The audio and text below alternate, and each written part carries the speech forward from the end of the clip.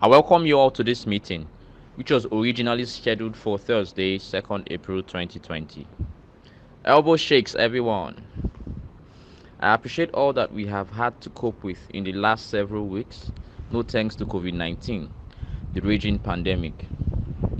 Well, we must thank the Almighty for His blessings over us all and pray that the impending recession does not cripple business completely.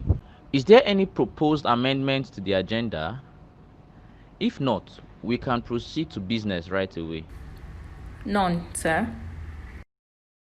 Ladies and gentlemen, can we take the minutes as read and go through page by page? Okay, thanks. Page 1. Okay, 2. All right, 3. Okay.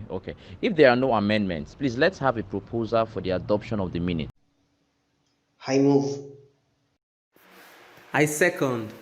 Our secretaries, congratulations for maintaining a high standard. I believe the main issue arising concerns the revamping of the company to position it for improved profitability.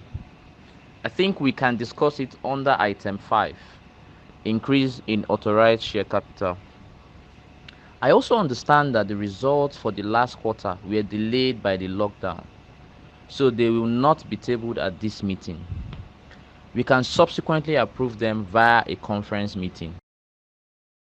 The audited financial statements and the management letter were circulated while the economy was shut down. The turnover is impressive. Expenses reflect a high level of efficiency, and the resultant profit after tax is encouraging. Can we have comments, please? Chairman, I want to commend the Managing Director and his team for being very resilient during the most challenging year. The performance table is certainly encouraging considering the odds.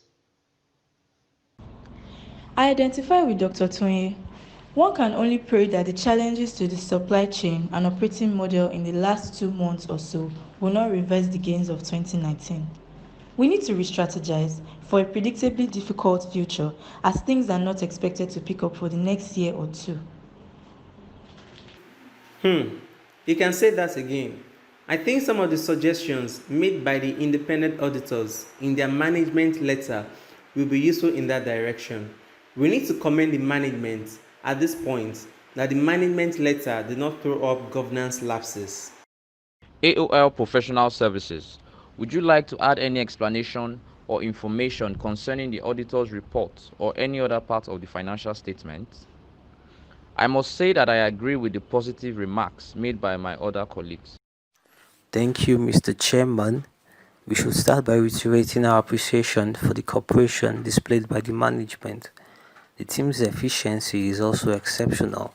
Being adept at weathering the storm came naturally to the group. It only remains for the board to take a hard look at the operating model and fashion out ways to improve competitiveness. A reassessment of the contribution of various products to the bottom line would show which ones are loss leaders. The new working culture also makes it imperative to review the staff strength, bearing in mind the level of investment in employee development, which should be safeguarded as far as practicable. The Remuneration Committee would equally need to take a hard look at executive pay to ensure fairness across board. The terms of outsourcing should be negotiated in the best interest of the business. Further, we want to look at the many fiscal and monetary incentives offered by government at various levels as palliatives and take optimal advantage of such opportunities. Thank you. Well said. Thank you, Mr. Ike. Dr. Tonye, are you happy to propose a motion to recommend the adoption of the financial statements by the shareholders in general meeting? I propose that the audited financial statements for the year ended 31st December 2019, together with the directors and the auditors' reports, thereon be and are hereby approved for presentation to members at the annual general meeting.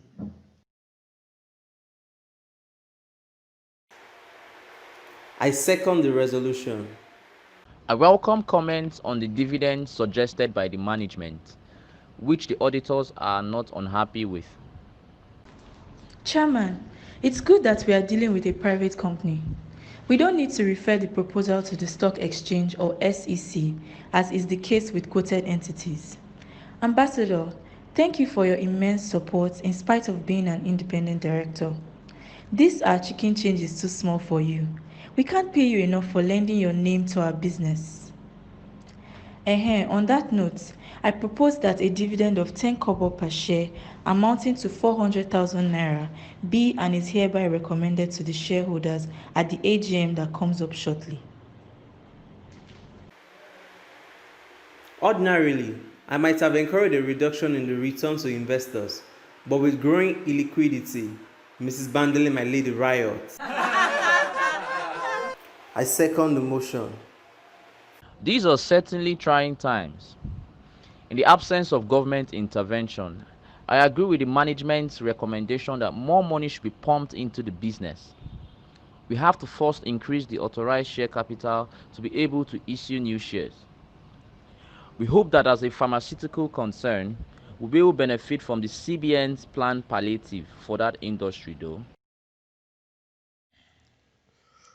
Chairman, sir, please permit me to say a few words. The management has done an analysis of different scenarios as regards the future of the business. Some product lines are best discontinued while equipment has to be remodeled to support the new product initiative. We also have to pump funds into logistic and ICTC infrastructure for increased online trading. Mr. Chairman, the work environment has to be redesigned to support the new physical distancing rules. And also, our debtors aggregate balance is unusually high, necessitating the rescheduling of debts. And due to the cash crunch, this has to put pressure on the working capital. The requirements are not unreasonable in the present circumstance. I wonder what type of figures we should be looking at. We need to remember that an increase in authorized share capital is not part of the ordinary business of an AGM. The notice might indicate such an intention under special business, and it requires an ordinary resolution. Ambassador, that's why I like you, our own SAN. MD, the refreshment corner is lean today oh. My dear colleagues, please let us manage it. We are almost late for the AGM. According to our annual calendar of meetings, the next sitting is due on Thursday, 3rd September 2020. The usual time is 12 noon. We hope a physical meeting will be possible. If not, our memorandum and articles of association empowers us to hold a virtual meeting, the new norm. In the absence of any other business, I declare the meeting closed. Thank you all. I enjoy you to keep safe. Bye.